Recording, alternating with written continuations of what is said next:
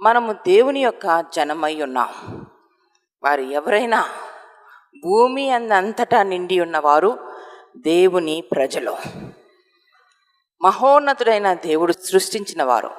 కనుక మనమందరము ఒక విషయం కలిగి ఉండాలా, మహోన్నతుని ద్వారా మనము సృజించబడ్డాము కాబట్టి పరమ తండ్రిని మనము సంతోషపెట్టే జీవిత విధానము కలిగి ఉండాలా.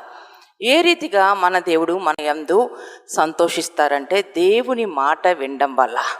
ఈరోజు చాలామంది జీవితాల్లో బిజీగా ఉండడం వల్ల వారి జీవితాలంతా కూడా చాలా విస్తారమైన పనిపాటలు కలిగి వారు దేవుని విషయంలో దేవుని మాటకు అంగీకారముగా వారి జీవితాలను నిర్మించుకోవడం లేదు.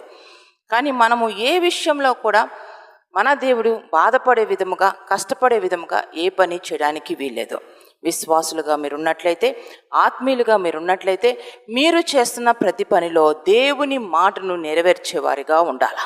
మీ ఇంటిలో జరిగే శుభకార్యాలు, మీరు తీసుకుంటున్న ప్రతి నిర్ణయం, మీరు మహోన్నతుడైన దేవుని దగ్గరికి చేరి దేవుని మాట ప్రకారము నెరవేర్చేవారిగా ఉండాలి.